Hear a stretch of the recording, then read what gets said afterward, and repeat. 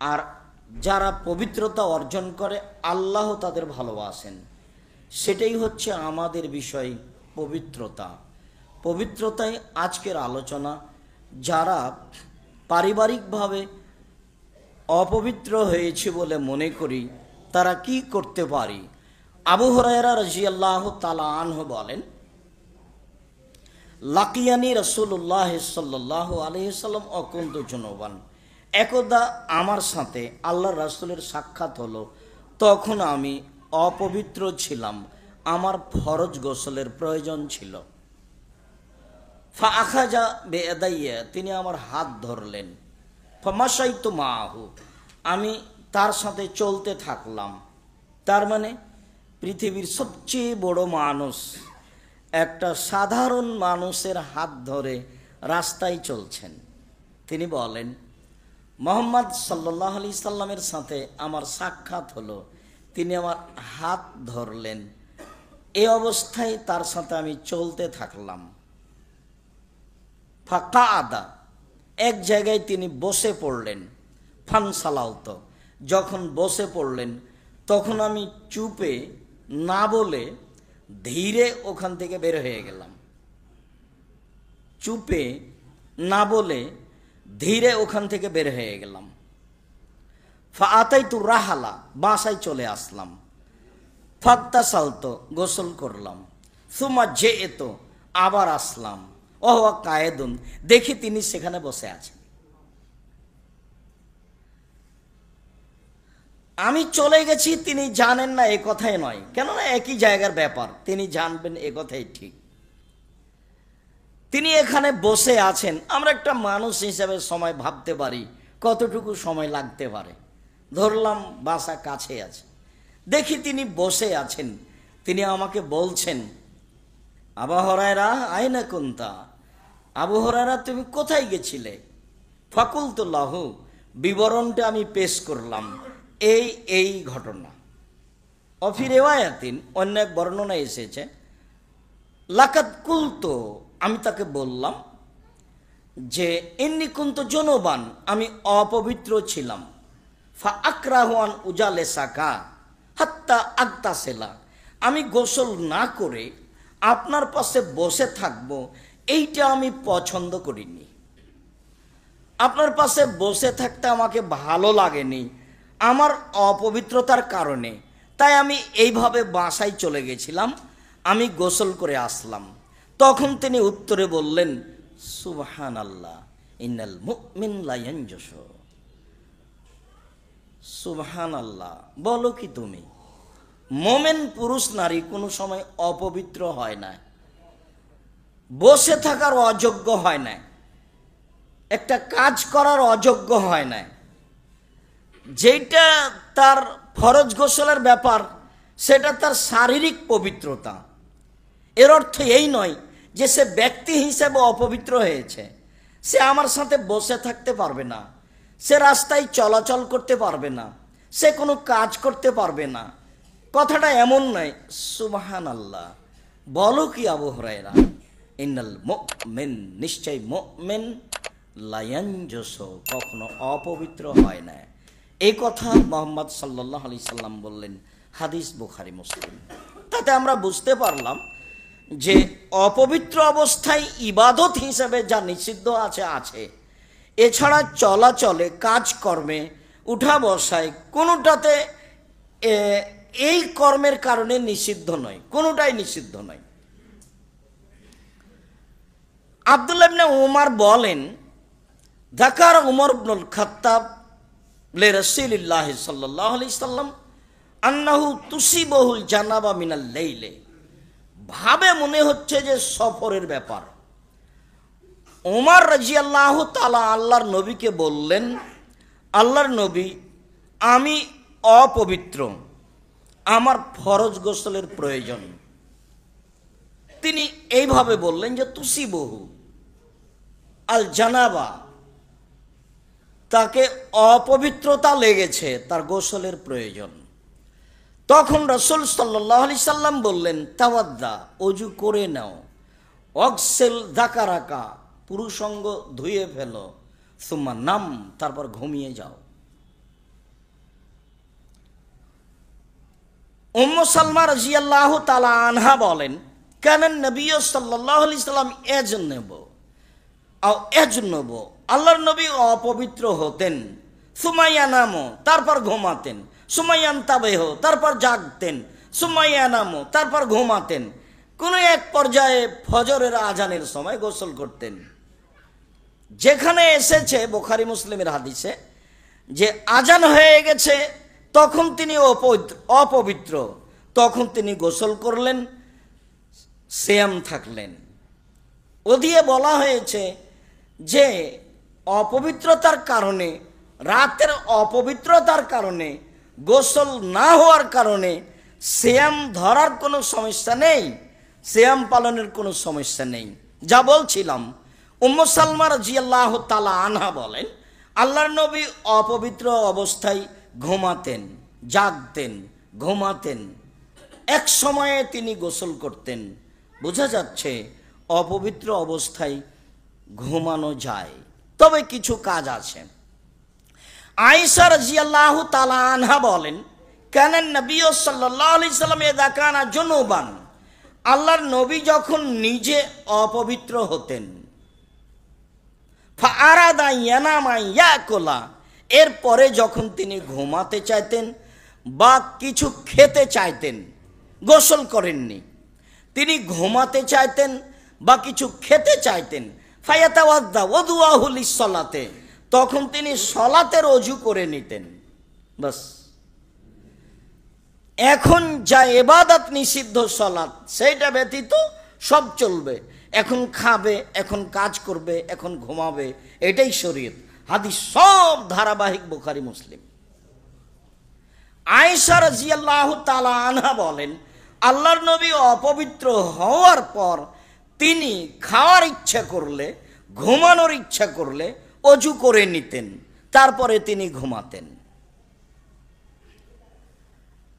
আবু সাঈদ খুদরি রাদিয়াল্লাহু তাআলা আনহু বলেন, রাসূল সাল্লাল্লাহু আলাইহি ওয়াসাল্লাম বলেছেন, ইযা আতা আহাদুকুম লিআহলিহি, মানুষ যদি কেউ তার পারিবারিক সাংসারিক স্ত্রী মিলনে যায়, সুম্মা আরাদা ইয়াউদা, এরপরে যদি সে আবারও গোসল না করে দ্বিতীয়বার মিলিত হতে চায়, ফালইয়াতাওয়াদ্দা বাইনাহুমা ওযুয়ান, তাহলে সে যেন মধ্যে ওযু করে নেয়। আরও একাধিক হাদিসে প্রমাণ হবে ওযু ছাড়াই সাংসারিক জীবন চলছে। তবে ওখানে একটা কথা স্পষ্ট হবে, এখানে ওযু করার জন্য বলা হলো।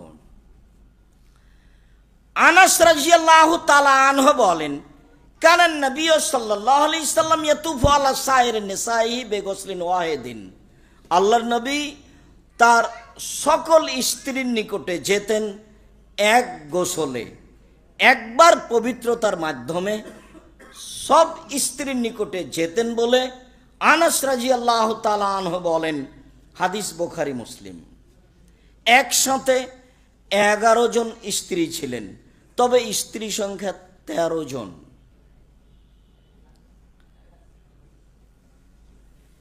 আবু রাফি রাদিয়াল্লাহু তাআলা আনহু বলেন, ইন্না রাসূলুল্লাহ সাল্লাল্লাহু আলাইহি সাল্লাম ইয়াতুফু আলা সাইর নিসাইহি ওয়া ইয়াগতাসিলু ইনদাহাজিহি ওয়া ইনদাহাজিহি, আল্লাহর নবী সব স্ত্রীর নিকটে যেতেন, গোসল করতেন এখানে, গোসল করতেন এখানে, মানে প্রত্যেক স্ত্রীর নিকটে গোসল করতেন। আবু রাফে বলেন, ফাকুলতু লাহু, আমি বললাম আল্লাহর নবী, আলা তাজালাহু গোসলান ওয়াহিদান আখিরান, আপনি যদি শেষে একবার পবিত্রতা অর্জন করতেন, গোসল করতেন, তাহলে কি হতো না? পরিস্থিতিতে এটা জিজ্ঞাসা।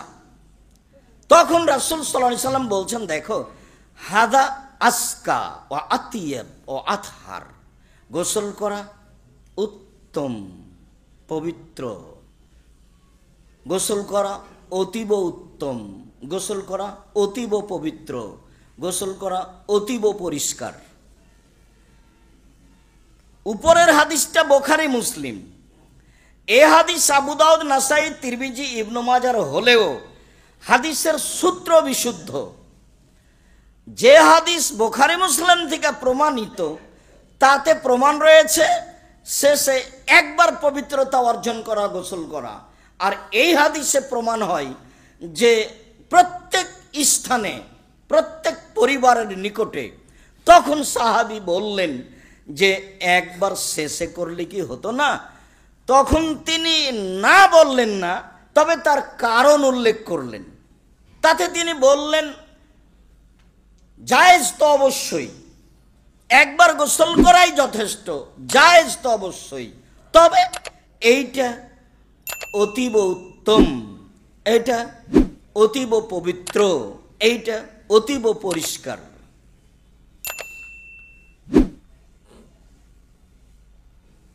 ইবনে আব্বাস রাদিয়াল্লাহু তাআলা আনহু বলেন, ইগতাসালা বাজু আজিজিন নবী সাল্লাল্লাহু আলাইহি ওয়াসাল্লাম ফি জাফনাতিন। আল্লাহর নবীর কোন স্ত্রী একটা বালতিতে পানি ছিল বা একটা বড় পাত্রে পানি ছিল, সেই পানিতে গোসল করেন। সুম্মা আরাদান নবী সাল্লাল্লাহু আলাইহি ওয়াসাল্লাম ইয়াতাওয়াদ্দা মিনহু। এরপর আল্লাহর নবী সেই পানিতে অজু করার ইচ্ছা পোষণ করলেন। গোসল করার পরে এখনো পাত্রে পানি আছে, তখন তিনি গোসল করার ইচ্ছা পোষণ করলেন। তখন তার স্ত্রী বললেন, ইয়া রাসূলুল্লাহ ইন্নী কুনতু জুনুবান, আমি তো অপবিত্র ছিলাম, আমি অপবিত্র অবস্থায় পবিত্রতার ইচ্ছায় আমি গোসল করেছি এই পানিতে, আপনি সেই পানিতে গোসল ওযু করতে যাচ্ছেন? তখন আল্লাহ রাসূল বললেন যে ইন্নাল মা লা ইয়াজনুস, নিশ্চয় পানি অপবিত্র হয় না। তাহলে যেই পানিতে আপনি ফরজ গোসল করেছেন পাত্রে আছে, আপনার গোসল করার কারণে সে পানি অপবিত্র হয়ে গেছে তা নয়। তবে অবশ্যই আপনার গোসল যেন রাসূল সাল্লাল্লাহু আলাইহি ওয়াসাল্লামের পদ্ধতি সুন্নাত মতো অজুর মাধ্যমে হয়ে থাকে।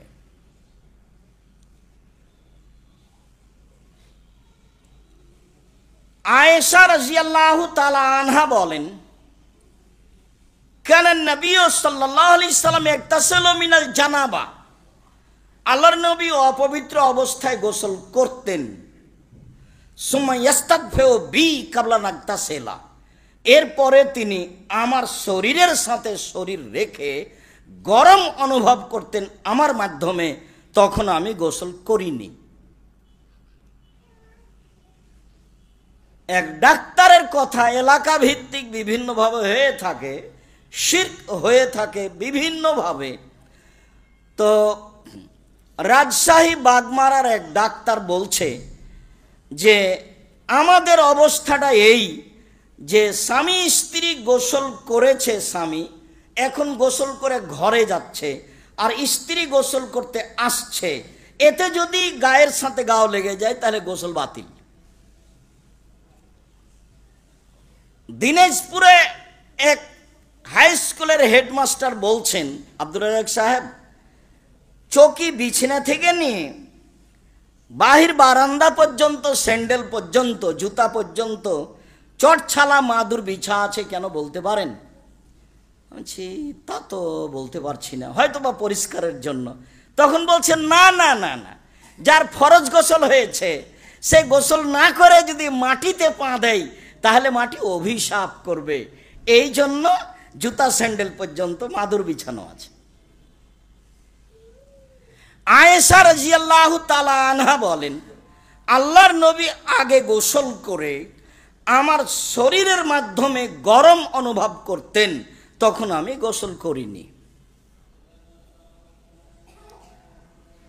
আম্মার ইবনে ইয়াসির রাদিয়াল্লাহু তাআলা আনহু বলেন, রাসূল সাল্লাল্লাহু আলাইহি ওয়াসাল্লাম বলেছেন, সালাসুন লা তাকরাবুহুল মালায়েকাত, তিন শ্রেণীর মানুষের কাছে ফেরেশতা যায় না, তিন শ্রেণীর মানুষের নিকটে ফেরেশতা হয় না। এক, জিফাতুল কাফের, অপবিত্র অমুসলিমের লাশের পাশে, অমুসলিমের লাশের পাশে, অমুসলিমের নিকটে অমুসলিম মৃত ব্যক্তির পাশে যায় না। দুই,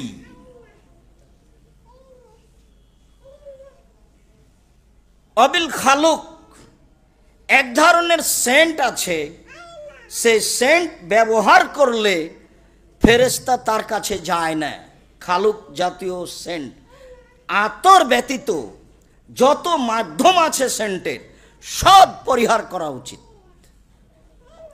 যেগুলো আসলেই আতর, আতর ব্যবহার করা তো সুন্নাত, যা এইখানে জুমা চালু হওয়ার পরে বলা হয়েছে যে রাসূল সাল্লাল্লাহু আলাইহি ওয়াসাল্লাম বলেছেন মান গাসসালা ওয়াগতাসালা, যে নিজে গোসল করলো স্ত্রীকে করালো, লাবেসা মিন আহসানি সিয়াবিহি, তারপর জুমার দিনের জন্য ভালো কাপড় পরলো, ও মাসসা মিন তিবিনিন কানা ইনদাহু, আর যদি আতর থাকে তাহলে গায়ে লাগালো, তারপর পায়ে হেঁটে মসজিদে গেল, কারো কাঁদড়িঙ্গিয়া আগে গেল না, তাহলে এ যেতে লেগে যতবার পা ফেলেছে প্রত্যেক পা সমান। 1 বছরের তাহাজ্জুদ আর 1 বছরের সিয়াম পালন করলে জানে কি হয় তাই হবে। নেকির অভাব নাই, ধরে কে? সূরা ইখলাস 3 বার পড়লে 1 বার কোরআন মাজিদ পড়ার সময় নেকি হয়। নেকির অভাব নাই, ধরে কে? মান সম্মান জান্নাতে বাড়িয়ে দেওয়ার অভাব নাই, কিন্তু নেয় কে? নেওয়াটা তো একটা ব্যাপার আছে, কেননা না নিলে তো হবে না। যখন ইবলিস বলল, আল্লাহ যখন ইবলিসকে বললেন যে তুই সরে যা, তো ইবলিস বলল ঠিক আছে, তা আমাকে একটা সময় দেন কিয়ামত পর্যন্ত বেঁচে থাকার। তা আল্লাহ বললেন যে একটা সময় দিলাম, তখন ভাষাটা আল্লাহ কিয়ামত পর্যন্ত বললেন না, আচ্ছা একটা সময় দিলাম। যেমনই সময় পেয়েছে তেমন বলছে তোমার মর্যাদার কসম, তোমার সম্মানের কসম, আমি আদম সন্তানের দেহে যতদিন শ্বাস থাকবে লাউবিয়ান না, আমি তাকে ভুল পথে নিয়ে যাবই যাবই যাবই, এটা আমার দৃঢ় প্রতিজ্ঞা। সে চূড়ান্তভাবে আল্লাহর সামনে ঘোষণা দিল, যার কারণে আল্লাহ তাআলা মাঝে মধ্যে তাকে খোলা শয়তান বলে, শত্রু বলে উল্লেখ করেছেন কোরআন মাজিদে। যে কোনো অন্যায় আমাকে আর আপনাকে দিয়ে করে না তো আর সহজ। সবচেয়ে বেশি পারে মহিলা দিয়ে, সবচেয়ে বেশি পারে টাকা দিয়ে। টাকা ইনকাম হলেই হলো, সে ব্যবসা যাই হোক, টাকা ইনকাম হলেই হলো, সে চাকরি যেটাই হোক, টাকা ইনকাম হলেই হলো, সেটা দিনমজুরি যেটাই হোক, 2 জায়গা দিয়েও বেশি ফাঁসাতে পারে মানুষকে। তখন আল্লাহ বলছেন আমার সম্মানের কসম, আমার মর্যাদার কসম, আমার ইজ্জতের কসম, আদম সন্তান যতবার বলবে আমার ভুল হয়েছে ততবার আমি ক্ষমা করে দেব। তো তাহলে ক্ষমা চাওয়া কথাটা থেকে গেল না? যদি এভাবে বলতেন যে তুমি ভুল পথে নিয়ে যাবো, আমি মাফ করে দেব, তো বললেন আদম সন্তান যতবার আমার কাছে ক্ষমা চাইবে ততবার আমি কি করব? ক্ষমা করে দেব। তাহলে বলা বিষয়টা আমার থেকে গেল আমার আপনার জন্য। একদিন গাধার পিঠে উঠে আল্লাহ নবী বলছেন, মজ গাধার পিঠে আর কতখানি দূরাদূরি আছে, এমনি তো ছোট প্রাণী পাশাপাশি, তো বলছেন মজ, তখন লাব্বাইক ওয়াসাদাইক ইয়া রাসূলুল্লাহ, বলেন আল্লাহ নবী আমি প্রস্তুত। কি বলছেন বলেন? মজ লাব্বাইক ওয়াসাদাইক, জি বলেন আমি প্রস্তুত। মজ লাব্বাইক ওয়াসাদাইক, জি বলেন আমি প্রস্তুত। বললেই তো হলো, পাশেই তো লেগে আছে। যার কারণে আমি যখন কোনো কথা বলি বক্তব্যের মাঠে, তখন কেউ বাদাম খায়, এটা আমি গ্রহণ করতে পারি না। আমি কেসা কাহিনী বললে আমার ভেতরটা একটু দুর্বল থাকতো, তো আমি তো কোনোদিন কেসা কাহিনী বললাম না। আপনি এই সময়ে চায়ের স্টলে থাকেন, আমি তখন কেমনে মেনে নিই? গাধার পিছনে আছে, কত প্রস্তুতির সাথে কথাটা বলছেন। বলতে পারো মজ, আল্লাহ আমাদের কাছে কি পান আর আমরা আল্লাহর কাছে কি পাই, এইটা কথা জিজ্ঞাসা মজকে, এটা জিজ্ঞাসা। তখন বলছেন আল্লাহ এবং আল্লাহর ভালো রাসূল ভালো জানেন, বলতে পারছি না। দেখো আল্লাহর কাছে আমরা পাই, উনি আমাদের শাস্তি দিতে পাবেন না, আর আল্লাহ আমাদের কাছে পাই যে আমরা তার শিরক করতে পাবো না। তাহলে কোনটা আগে থাকলো? উনি তো শাস্তি দিবেন না, এটাই ঠিক, কিন্তু আগে থাকলো কোনটা? শিরক না করা। তারটা দিয়ে দিলে উনি তা আমাদেরটা দিয়ে দিবেন, তারটা দিয়ে দিলে উনি আমাদেরটা দিয়ে দিবেন। যার কারণে আবু যার গেফারি রাদিয়াল্লাহু তাআলা আনহু বলেন, একদিন আমি আল্লাহ রাসূলের ওখানে গেলাম, দেখি তিনি ঘুমিয়ে, আমি চলে আসলাম। আবার গেলাম, দেখি তিনি জেগে। আমাকে দেখেই বলছেন, আবু যার গেফারি, যে ব্যক্তি অন্তর থেকে বলবে লা ইলাহা ইল্লাল্লাহ, সে জান্নাতে চলে গেছে। তখন আমি বললাম, জেনা করলে চুরি করলেও যাবে? বললেন, জেনা করলে চুরি করলেও যাবে। আমি বললাম, জেনা করলে চুরি করলেও যাবে? বললেন, জেনা করলে চুরি করলেও যাবে। বললাম, জেনা করলে চুরি করলেও যাবে? জেনা করলে চুরি করলেও যাবে। তোমার নাকটা মাটিতে মিশে যাক, আমি বলছি যাবে, তুমি আপত্তি করার কে? এইখানে এবার মুহাম্মদ সাল্লাল্লাহু আলাইহি সাল্লাম নিজে বলছেন আবু যার গেফারিকে। এইখানে আর একটা কথা থেকে যায় যে এই পাপ দুটি আল্লাহ রাসূল বারবার উল্লেখ, সাহাবী বারবার উল্লেখ করছেন কেন? সুদ তো এর চেয়ে বড় পাপ, মানুষ হত্যা এর চেয়ে বড় পাপ, বাপ মার অবাধ্য চলা বড় পাপ, শিরক করা বড় পাপ। এই দুটা পাপে সামাজিক যত অপমান আছে, আর কোনো পাপে সামাজিক তত অপমান নেই।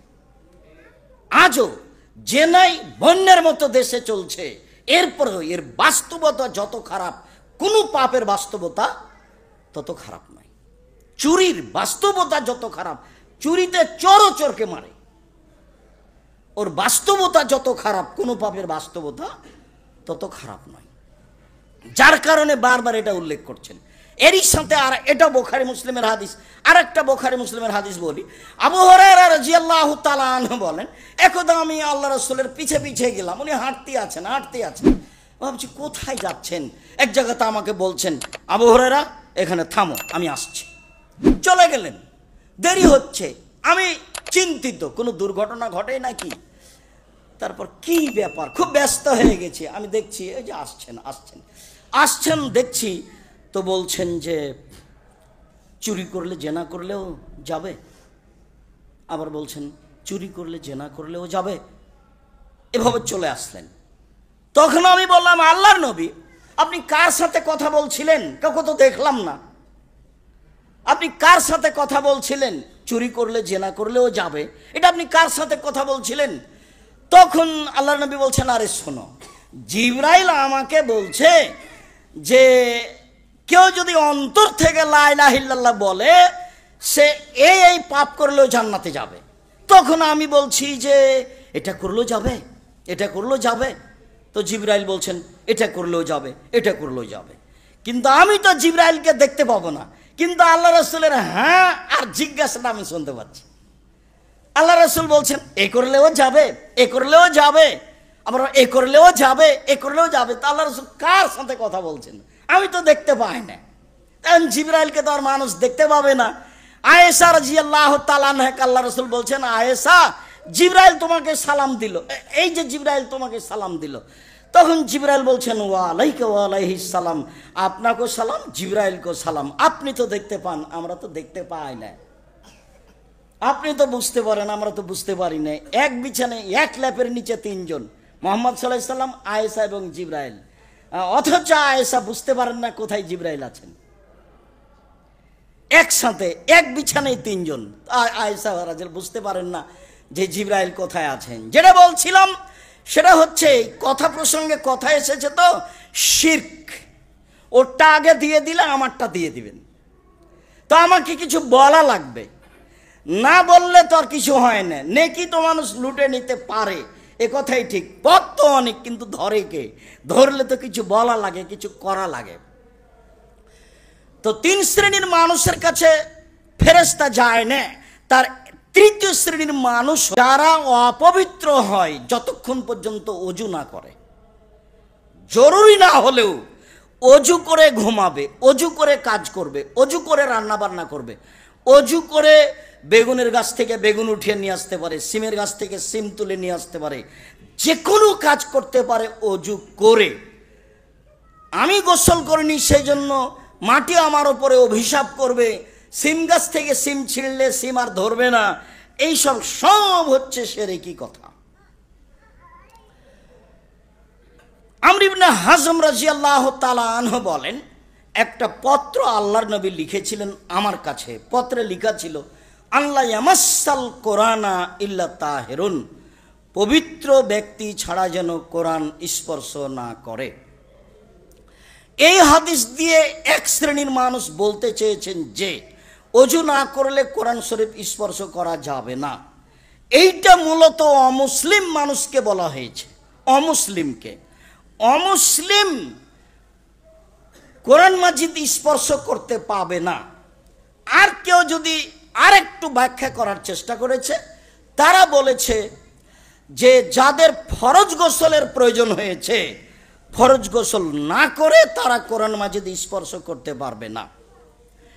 এখানে যেটা বলা হয়েছে সেইটা হলো মূলত অমুসলিম। মুসলিম যে কোনো সময়ে কোরআন মাজিদ স্পর্শ করে পড়তে পারে, তবে যার ফরজ গোসলের প্রয়োজন তার জন্য স্পর্শ করে ধরে না পড়াই ভালো। ঋতুবতী মহিলা ধরতে পারে, পড়তে পারে। নেফাস সন্তান প্রসবের পরে যাদের রক্ত আসে তারা ধরতে পারে, পড়তে পারে। তার প্রমাণ কি? তার প্রমাণ এক নাম্বার যে আয়েশা রাদিয়াল্লাহু তাআলা আনহা বলেন, কানান নবী সাল্লাল্লাহু আলাইহি ওয়াসাল্লাম ইয়াযকুরুল্লাহ আলা কুল্লি আহইয়ানিহি। আল্লাহ নবী সব সময় আল্লাহকে ডাকতেন, কোরআন মাজিদও পড়তেন। আয়েশা রাদিয়াল্লাহু তাআলা আনহা বলেন, আমি হজ সফরে গিয়ে তওয়াফ করতে করতে আমার ঋতু হয়ে গেল, আমি বসে কাঁদছি। তো আল্লাহ রাসূল বলছেন, কি ব্যাপার, কেন তুমি কাঁদছো? ও তোমার ঋতু হয়েছে, সেই তো তুমি কাঁদছো। তখন তিনি বলছেন, হ্যাঁ, আপনারা যাবেন হজ আর উমরা নিয়ে, আর আমি শুধু হজ নিয়ে যাব। আমার উমরা তো বাতিল হয়ে গেল ঋতুর কারণে, আমি সেই জন্য কষ্টে কান্নাকাটি করছি। আল্লাহ রাসূল বলছেন, আরে সেই চিন্তা করো কেন তুমি? এটা তো আদমের মেয়েদের উপরে ফরজ করে দেওয়া হয়েছে, এখানে তোমার দুঃখ আফসোস করার কিছু নেই। আদম সন্তানের মেয়ে যারা, তাদের এটা হবেই, এটা স্বাভাবিক ব্যাপার। ইসলাম ইসলামুল হাজ্জ ইল্লা তব, তব ব্যতীত, সালাত ব্যতীত যা হাজি করে সবই করো, যা করে। হাজি যদি কোরআন মাজিদ পড়ে, হাজি যদি সুবহানাল্লাহ আলহামদুলিল্লাহ বলে, বুখারী মুসলিমের হাদিস।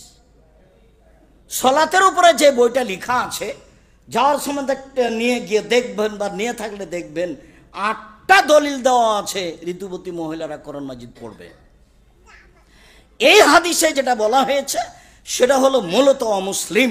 এরপরে যেটা বলা হয়েছে, তাহলে যাদের ফরজ গোসলের প্রয়োজন আছে তারা ফরজ গোসল করেই কোরআন মাজিদ ধরে পড়বে। আর যদি করতে না পারে ঠান্ডার কারণে, তাহলে আপনার অজু করে পড়বে। অজু হচ্ছে গোসলের স্থানে, অজুর স্থানে বুঝে আমল করার চেষ্টা করবো ইনশাআল্লাহ।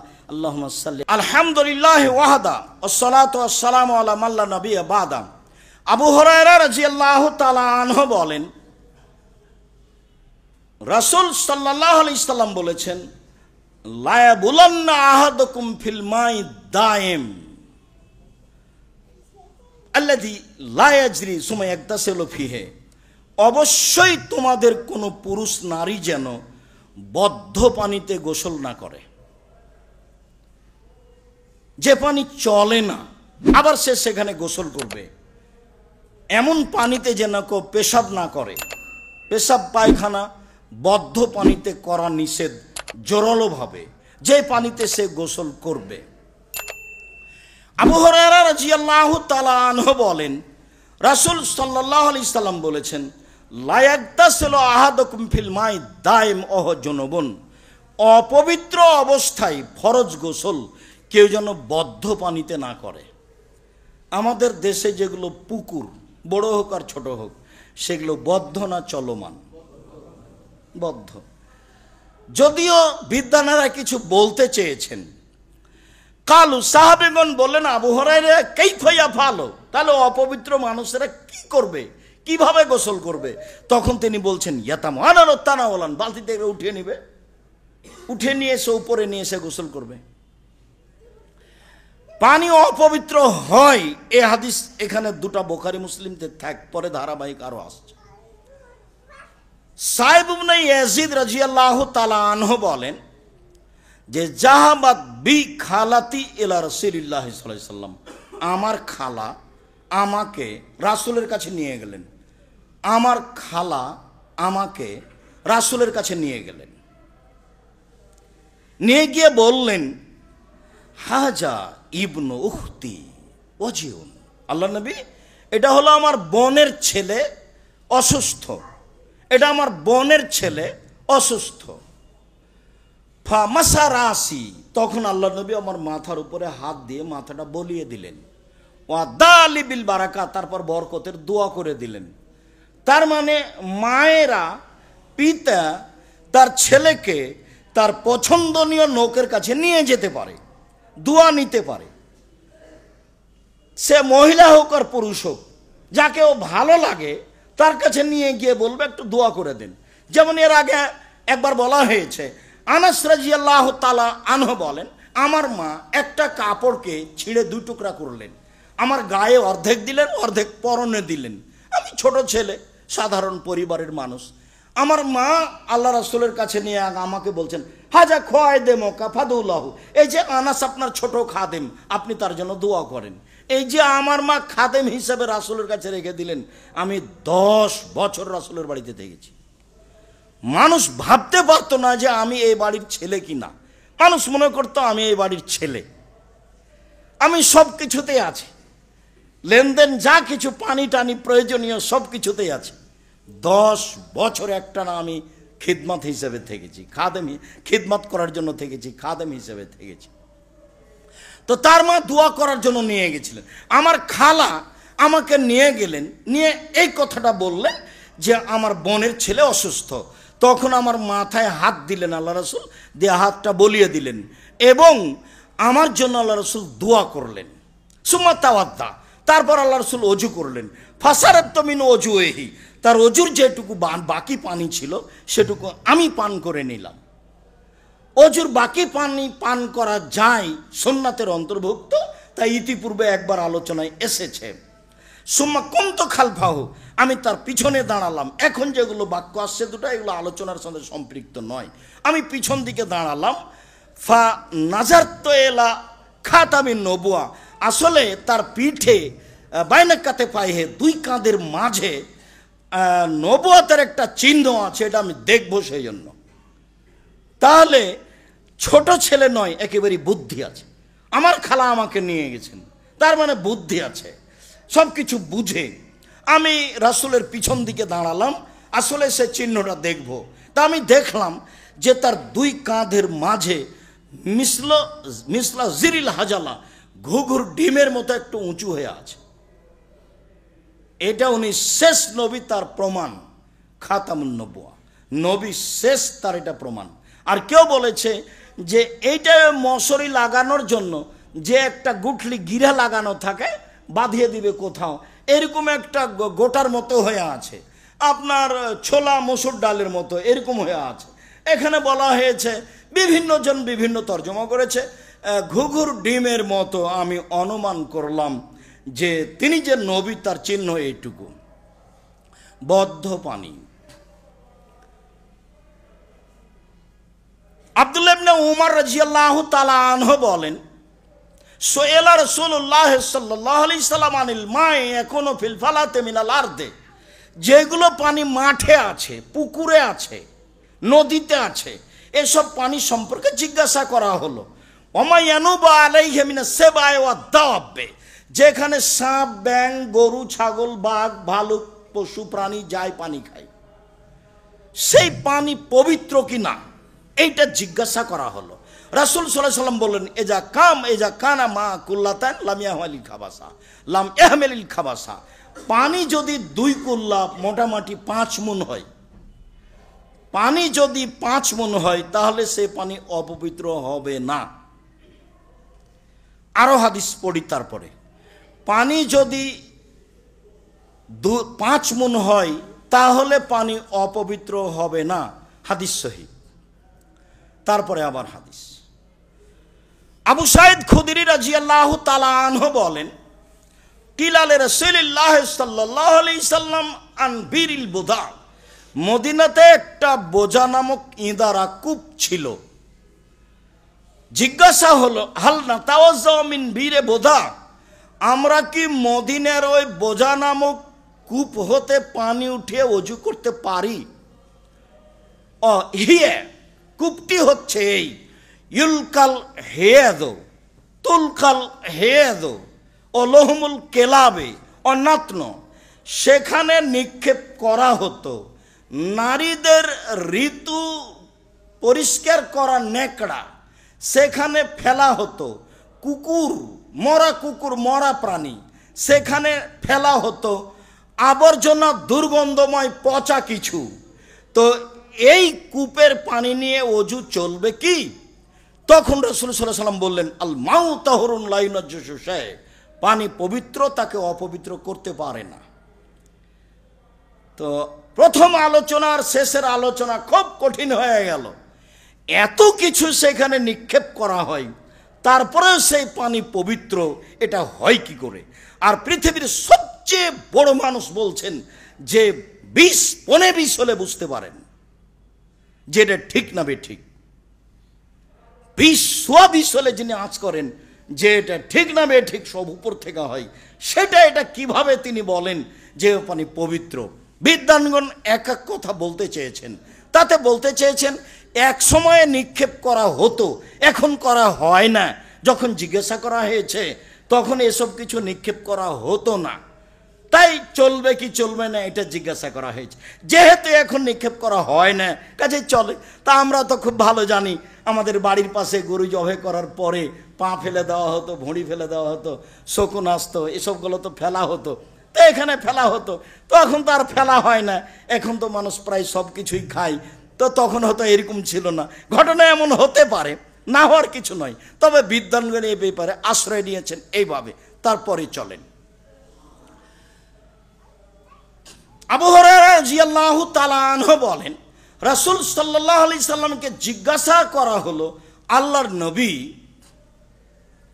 ইন্না নারকাবুল বাহারা, আমরা সাগরে নৌকায় আরোহণ করি, ও নাহমিলুল মানা কালিলান মিনাল মা, অল্প পানি সাথে নিই, যদি আমরা এতে ওযু করি তাহলে পিপাসিত থেকে যাব। সাগরের পানি কি অপবিত্র? সাগরের পানিতে কি ওযু করতে পারি? তখন আল্লাহ রাসূল বললেন, আত-তাহুরু মাহুল হিল্লু মাইতাতুহু, সাগরের পানি পবিত্র, তার মরা প্রাণী হালাল। একটা জিজ্ঞাসা করতে গিয়ে আর একটা চলে আসলো। চলেন এবার এখানে সংক্ষিপ্ত কথা বুঝে নিই। বুখারী মুসলিমের এক হাদিসে এসেছে পানি পবিত্র, পানি অপবিত্র হয় না। এক হাদিসে এসেছে আবু দাউদ, নাসাই, তিরমিজির হাদিসে যে পানি 5 গুণ হলে অপবিত্র হয় না। আবার একটি জয়ীফ হাদিসে এসেছে যে পানি অপবিত্র হয় না, তবে এদা গাইয়ারা রিহহু ও তামহু আও লাউনহু, যদি রং পরিবর্তন হয়, অথবা গন্ধ দেখা যায়, অথবা স্বাদ পরিবর্তন হয়ে যায়, তাহলে পানি অপবিত্র হয়। বুড়ি গঙ্গার নদীর পানি তো কোটি কোটি মন, পাশে উপরে যারা আছে যেগুলো নলা, পানি তো মুখে দেওয়া তো বহু দূরের কথা, নামতেই সাহস করবে না, পানি তো অপবিত্র হয়। তার একাধিক হাদিস ইতিপূর্বে চলে গেছে, ধরতে পেরেছেন কিনা। এক হাদিসে এসেছে যে এজাস্তাইকাজা আহাদুকুম মিন নাওমিহি ফালা ইয়াগমিসাদাহু, তোমাদের কোনো ব্যক্তি যদি ঘুম থেকে উঠে তাহলে হাত যেন পানিতে না ঢোকায়। ঢোকালে কি হবে? ঢোকালে কি হবে? পানি অপবিত্র হয়ে যাবে। তাই তো তিনি শক্তভাবে নিষেধ করলেন। হাদিস তো বুখারী মুসলিম। আবার বললেন, অবশ্যই তোমাদের কোনো ব্যক্তি যেন বদ্ধ পানিতে পেশাব না করে। মানে কি? পানি অপবিত্র হয়ে যাবে। অবশ্যই তোমাদের কেউ যে পানি চলে না তাতে যেন ফরজ গোসল না করে। তাহলে বোঝা যাচ্ছে পানি অপবিত্র হয়। পানি তো অপবিত্র হয়, তাহলে পানির পরিমাণ কি? তখন বিদ্বানগণ, এক শ্রেণীর বিদ্বান বলতে চেয়েছেন, আসলেই 5 মণ পানি হলে পানি অপবিত্র হবে না। এক শ্রেণীর বিদ্বান বলতে চেয়েছেন, আসলে যতক্ষণ পর্যন্ত রং, স্বাদ, গন্ধ পরিবর্তন হচ্ছে না ততক্ষণ পর্যন্ত পানি অপবিত্র হবে না। 1 গিলাস পানিতে যদি 1 ফোঁটা পেশাব পড়ে যায় তাহলে অপবিত্র কোনোটাই হবে না। রঙও পরিবর্তন হবে না, স্বাদও পরিবর্তন হবে না, গন্ধ আপনার এও হবে না, সবটাই ঠিক থাকবে, অথচ পানি অপবিত্র। আর আজ তো লক্ষ লক্ষ মণ পানি অপবিত্র, সেটা দেখতে পাচ্ছি। তাহলে সব হাদিসের সারমর্মে পানি অপবিত্র হয়, এ কথাই ঠিক। যারা বলেছে যে সুচিন্তিত মানুষ যেটাকে অপবিত্র বলবে পানি, সেটাই অপবিত্র। এটাই ঠিক। পানি তো অপবিত্র হয়, 2.5 মণ হলেও হয়, 1 গিলাস হলেও হয়। 1 গিলাস পানির স্বাদও পরিবর্তন হবে না, গন্ধ পরিবর্তন হবে না, রঙও পরিবর্তন হবে না, অথচ তাতে 1 ফোঁটা পেশাব পড়েছে, তো অপবিত্র হয়ে গেছে। 2 কুল্লা কেন, লক্ষ লক্ষ মণ পানি অপবিত্র। তো পানি তো অপবিত্র হয়, এটাও হাদিস। তাহলে বোঝা গেল যে আসলে মূলত সুচিন্তিত মানুষ যাকে বলবে পানি অপবিত্র, সেটা অপবিত্র। এবার চলেন পরের অংশে। রাসূল সাল্লাল্লাহু আলাইহি সাল্লাম বললেন যে জিজ্ঞাসা হলো সাগরের পানিতে অজু করতে পারি কিনা। সাগরের পানি দিয়ে যদি অজু না চলে, ওটা যদি অপবিত্র হয় লবণাক্তের কারণে, তাহলে আমরা তো যেটা সাথে পানি নেই সেটা তো অল্প, অজু করলে শেষ হয়ে যাবে। তখন আল্লাহ রাসূল 1 জিজ্ঞাসায় 2 উত্তর দিলেন, অজু করতে পারি কিনা। তখন বলছেন আরে সাগরের পানি পবিত্র আর সাগরের প্রাণী হালাল। এখন সাগরের প্রাণী হালাল, তো সাগরে তো ইয়ে আছে, হাঙ্গর আছে, কুমির আছে, সাপ ব্যাং আছে। এখন ফায়সালা, 1 শ্রেণীর মানুষ বলতে চেয়েছেন, বড় বড় বিদ্বান যারা 2-4 জন, আমি নাম উল্লেখ করি না তো সেই জন্য বলছি না, হলে আমি নাম উল্লেখ করে বলতাম। পৃথিবীর শ্রেষ্ঠ বিদ্বান 1 শ্রেণীর, তারা বলছে যে উপরে যেটা হালাল প্রাণী, পানি তো সেটা হালাল প্রাণী। উপরে যেটা হারাম প্রাণী, পানি তো সেটা হারাম প্রাণী। 1 শ্রেণীর বিদ্বান বলছেন, একবার শীর্ষস্থানীয় যারা বিদ্বান, তারা বলছেন ব্যাং ব্যতীত সবই হালাল। আর 1 শ্রেণীর বিদ্বান বলছেন যে মানুষ যাকে মাছ বলবে সেটা হালাল, মানুষ যাকে বলবে যে মাছ নয় সেটা হারাম। তাহলে আমরা রাসূল সাল্লাল্লাহু আলাইহি সাল্লামের হাদিস থেকে বুঝি এটাই যে যারা যেটাকে মাছ বলে, রুচি বলে খাবে, তার জন্য সেটা জায়েজ। ব্যাং নিষিদ্ধ অন্য হাদিস দ্বারা প্রমাণিত। সরাসরি 2টা হাদিসে ব্যাং হত্যা করা, ব্যাং দিয়ে চিকিৎসা করা, ব্যাং খাওয়া টোটালে না করে দিয়েছেন আল্লাহ নবী। অতএব ব্যাং ব্যতীত পানিতে যেসব প্রাণী আছে, কুঁচে হোক, কাঁকড়া হোক, আরও কিছু হোক, কচ্ছপ হোক, রুচি হলে খাবে, না হলে খাবে না। আমি খেতে বললাম এর অর্থ এই নয় যে বাড়িতে গিয়ে একটা কচ্ছপ ধরে নিয়ে বউকে বলবেন রান্না করো খাও। তখন আপনার এর মতো গাজীপুরের মতো বউ বলবে আমাকে তালাক দিয়ে দাও ভাই, তোমার সাথে আমি থাকবো না, আমি এগুলো করতে পারবো না, আমি এই সংসারও করবো না। আর আমি বললাম হাদিসের গতিতে এই, তো সেই জন্য আজকেই কচ্ছপ ধরে বাড়িতে নিয়ে যেতে হবে, এটা তো নয়। মনে রাখা ভালো হবে যে এটাই ঠিক, যারা পানির প্রাণীকে যারা যেটা মনে করবে তারা সেটা খাবে, এ কথাই ঠিক। আপনি তো ব্যাংচি খান না, কোনো দিকে খাই। আপনি তো চিংড়ি মাছ খাচ্ছেন, কোনো দিকে বলছে এটা পোকা। তা অতএব এটাই ঠিক, মাছ যেটা সেটা খাবে, যার যেখানে রুচিতে কুলায়। ব্যাং টোটালে নিষেধ। এ ব্যতীত যার যা রুচি হয়, সেটা কুমির হোক, আরও কিছু হোক, সেটা উভয় প্রাণী হোক, সেটা পানির প্রাণী হোক, সেটা স্থানের প্রাণী হোক, পানিতে থাকে তো, স্থলের প্রাণী হোক, পানিতে থাকে তো। অতএব আপনার রুচি হলে খাবেন, এ কথাই ঠিক। আলোচনার শেষের দিকে চলে আসি। রাসূল সাল্লাল্লাহু আলাইহি ওয়াসাল্লাম পানির ব্যাপারে বললেন, তাতে তিনি বললেন পানি অপবিত্র হয়। এই বিষয়ে আরেকটি গুরুত্বপূর্ণ কথা ছিল। রাসূল সাল্লাল্লাহু আলাইহি সাল্লামের মুখ থেকে স্পষ্ট বোঝা যায় যেটা, সেটা হলো এই যে পানি অপবিত্র হয়, এ কথাই ঠিক। যদি আমরা পানি পবিত্রতার ব্যাপারে সিদ্ধান্ত নিতে পারি এ পানি পবিত্র, তাহলে আমরা সেই পানি অজুর জন্য, গোসলের জন্য ব্যবহার করব। আর পারিবারিক বিষয়টি যেভাবে বলা হলো, অজুর প্রয়োজন হলে সে অজু করেই সব কিছু করতে পারবে, গোসল না করলেও, তার যেন সন্দেহ না হয়। জি, মুহাজির ইবনে কুনফুজ রাদিয়াল্লাহু তাআলা আনহু বলেন, আন্নাহু আতান নবী সাল্লাল্লাহু আলাইহি সাল্লাম, একদা তিনি আল্লাহর নবীর কাছে আসলেন। ওহো ইয়াবুলো, তখন আল্লাহ রাসূল পেশাব করছিলেন। ফাসাল্লামা আলাইহি, তিনি তাকে সালাম দিলেন। ফারাম ইয়াদু আলাইহি, আল্লাহ রাসূল তার সালামের উত্তর দিলেন না। ফাতাওয়াদ্দা, তিনি অজু করলেন। ইতাজারা ইলাইহি, তারপর আপত্তি পেশ করে তাকে বললেন, দেখো তুমি তো সালাম দিয়েছো, আমি তোমার সালামের উত্তর দিইনি, এই জন্য যে আকরাহান আজ করা বেগাইরে তাহুরিন, আমি পবিত্রতা ছাড়া আল্লাহকে ডাকা ভালোবাসি না, সেই জন্য আমি তোমার উত্তরটা অজু করার পরে দিলাম। আমার পেশাব পায়খানা অবস্থায় তুমি সালাম দিয়েছিলে, আমি ওই সময়তে তোমার উত্তর দিইনি। আমি এই জন্য উত্তর দিইনি যে পবিত্রতা ছাড়া আমি ইবাদত করা পছন্দ করি না। আয়েশা রাদিয়াল্লাহু তাআলা আনহা বলেন, আল্লাহর নবী সব সময় আল্লাহকে ডাকতেন, তাহলে অনেক সময় অপবিত্র অবস্থায়ও তিনি আল্লাহকে ডাকতেন, এ কথাই ঠিক। এটা হলো তার অতিরিক্ত পবিত্রতার ব্যাপার। এখন থাকলো যে পবিত্রতা এইভাবে পেশাব পায়খানা অবস্থায় সালাম দেওয়া যায় কি না। ইবনে মাজার এক হাদিসে এসেছে যে এ অবস্থায় সালাম না দেওয়াই উত্তম, তবে ফিকর বইয়ে 14টি জায়গা উল্লেখ করা হয়েছে সালাম না দেওয়ার। শুধু পেশাব পায়খানায় অপছন্দ বলা যেতে পারে, এছাড়া এ হাদিসে তো দেওয়া যাবেই, এছাড়া আর কোনো জায়গা নেই যেখানে সালাম দেওয়া যাবে না। সে যা করছে করুক, বিড়ি খাক, সিগারেট খাক, যেভাবে থাক না কেন, কোরআন তেলাওয়াত করুক, অজু করুক, খেতে বসুক, খেতে বসেছে আর আমি বলছি মনে কিছু নিয়েন না ভাই, আপনি খাচ্ছেন সেই জন্য সালাম দিলাম না, এতগুলো বাক্য চলে আর আসসালামু আলাইকুম চলে না, এ ধর্ম কেমন একটা, এটা হয়। তাহলে যদি নিষেধ মনে করেন তাহলে পেশাব পায়খানা অবস্থায় সালাম দেওয়া যাবে না, অপছন্দ। এ হাদিসে দেওয়া যাবে, ওই হাদিস দিয়ে অপছন্দ বলা হয়েছে। এছাড়া এমন কোনো জায়গা নাই পৃথিবীতে যেখানে সালাম দেওয়া যাবে না।